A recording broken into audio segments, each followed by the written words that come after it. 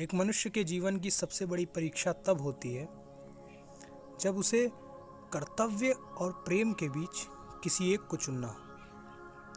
हाँ, वैसे तो ये दोनों चीज़ें एक ही सिक्के के दो पहलू माने जाते हैं, परंतु दुविधा तब आती है जब ये दोनों विपरीत दिशाओं में कार्य करें, और तब कर्तव्य या प्रेम में से किसी एक को चुनना बड़ा मुश्किल हो जाता है।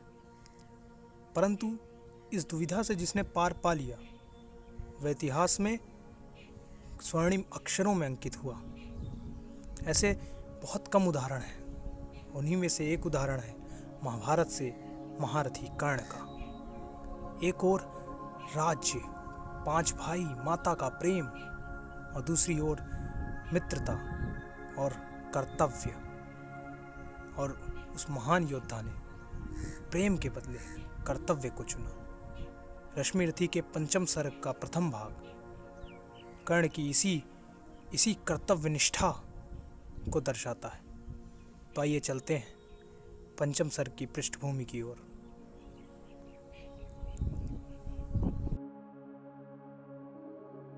गया काल विकराल शांति के क्षय का, निर्दिष्ट लग्न धरती पर खंड प्रलय का।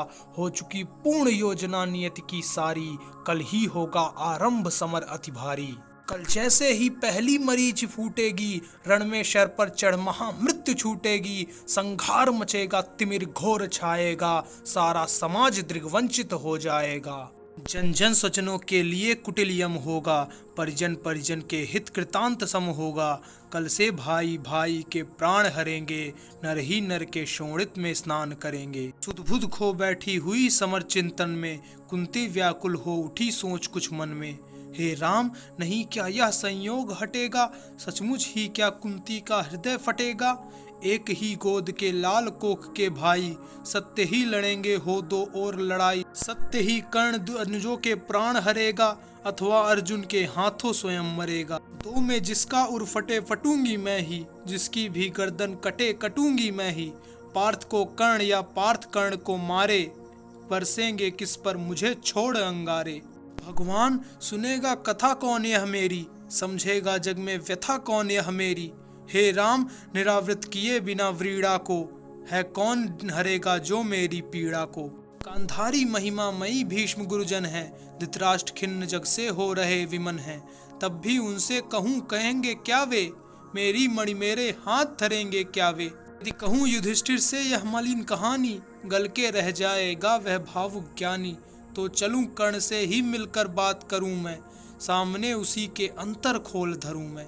लेकिन कैसे उसके सम्मुख जाऊंगी, किस तरह उसे अपना मुख दिखलाऊंगी। मांगता विकल हो वस्तु आज जो मन है, बीता विरुद्ध उसके समग्र जीवन है। क्या समाधान होगा दुष्कृत के कर्म का, उत्तर दूंगी क्या निज आचरण विषम का।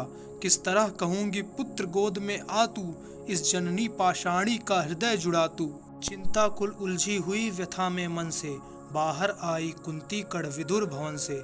सामने तपन को देख तनिक घबरा कर, सतकेशी सभ्रमयी चली सकुचाकर। उड़ती वितर्क धागे पर चंग सरीखी, सुधियों की सहती चोट प्राण पर तीखी। आशा अभिलाषा भारी डरी भरमाई, कुंती ज्यों त्यों जानवी तीर पर आई। दिनमणि पश्चिम की ओर क्षितिज के ऊपर, थे घट उड़ेड़ते खड़े कनक के भूपर। लालिमा बहा अग अग को नहलाते थे, खुद भी लज्जा से लाल हुए जाते थे। राधे सांध्य पूजन में ध्यान लगाए, था खड़ा विमल जल में युग बाहु उठाए। तन में रवि का अप्रतिम तेज जगता था, दीपक ललाट अब तारक सदृश लगता था। मानो युग स्वर्णिम शिखर मूल में आकर, हो बैठ गया सचमुच ही सिमट विभाकर। अथवा मस्तक पर अरुण देवता कोले, हो खड़ा तीर पर गरुण पंख निज खोले। या दो अर्चियां विशाल पुनीत अनल की, हो सजा रही आरती विभा मंडल की। अथवा अगाध कंचन में कहीं नहाकर, मैनाक शैल हो खड़ा बाहु फैलाकर। सुत की शोभा को देख मोद में फूली, कुंती क्षण भर को व्यथा वेदना भूली। भरकर ममता पैसे निष्पलक नयन को, वह खड़ी सींचती रही पुत्र के तन को। वह खड़ी सींचती रही पुत्र के तन को। आहट पाकर जब ध्यान कर्ण ने खोला, कुंती को सम्मुख देख वितन हो बोला। पद पर अंतर का भक्ति भाव धरता हूँ, राधा का सुत मैं देवी नमन करता हूँ। है आप कौन, किस लिए यहाँ आई हैं, मेरे निमित्त आदेश कौन लाई हैं। यह कुरुक्षेत्र की भूमि युद्ध का स्थल है, अस्मित हुआ चाहता विभा मंडल है। सूना औघट या घाट महाभयकारी, उस पर भी प्रौढ़ा आप अकेली नारी। है कौन देवी, कहिए क्या काम करूं मैं, क्या भक्ति भेंट चरणों में आन धरूं मैं। सुन गिरा गूढ़ कुंती का धीरज छूटा, भीतर का क्लेश अपार अश्रु बन फूटा। विगलित हो उसने कहा कांपते स्वर से, रे कर्ण भेद न मुझे विदारुण सर से। राधा का सुत तू नहीं तनय मेरा है, जो धर्मराज का वही वंश तेरा है। तू नहीं सूत का पुत्र राजवंशी है, अर्जुन समान कुरुकुल का ही अंशी है। जिस तरह 3 पुत्रों को मैंने पाया, तू उसी तरह था प्रथम कुक्ष में आया। पा तुझे धन्य थी हुई गोद यह मेरी, मैं भी अभागिनी प्रथा जननी हूँ तेरी। पर मैं कुमारिका थी जब तू आया था, अनमोल लाल मैंने असमय पाया था। अतएव हाय अपने दुधमुहे तन से, भागना पड़ा मुझको समाज के भय से। बेटा धरती पर बड़ी दीन है नारी, अबला होती सचमुच योषिता कुमारी। है कठिन बंद करना समाज के मुख को, सिर उठा न पा सकती पतिता निज सुख को। उस पर भी बाल अबोध काल बचपन का, सूझा न शोध मुझको कुछ और पतन का। मंजूषा में धर तुझे वज्र कर मन को, धारा में आई छोड़ हृदय के धन को। संयोग सूत पत्नी ने तुझको पाला, उस दयामयी पर तनिक न मुझे कसाला।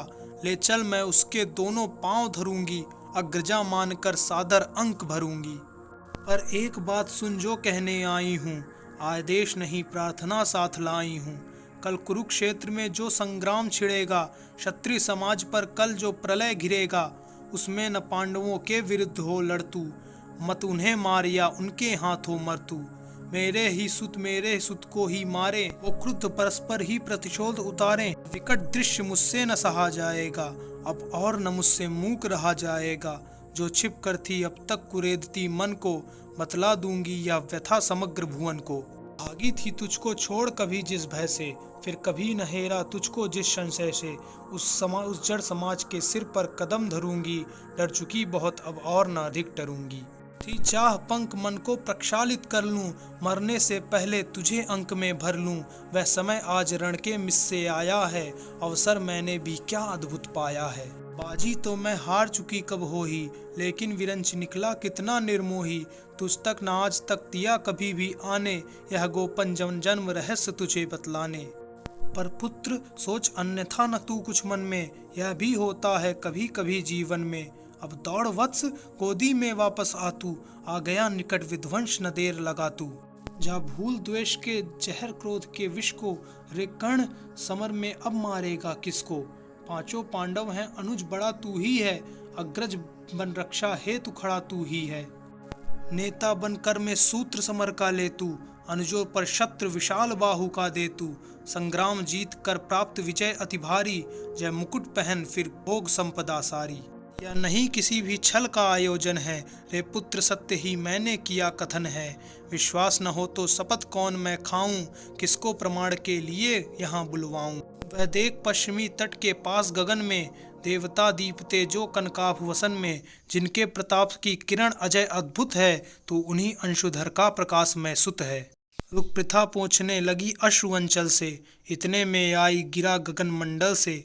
कुंती का सारा कथन सत्य कर जानो, माँ की आज्ञा बेटा अवश्य तुम मानो। यह कह दिनेश चट उतर गए अंबर से, हो गए निरोहित मिलकर किसी लहर से। मानो कुंती का भार भयानक पाकर, वे चले गए दायित्व छोड़ घबराकर। डूबते सूर्य को नमन निवेदित करके, कुंती के पद की धूल शीश पर धर के। राधेय बोलने लगा बड़े ही दुख से, तुम मुझे पुत्र कहने आई किस मुख से। तुम मुझे पुत्र कहने आई किस मुख से।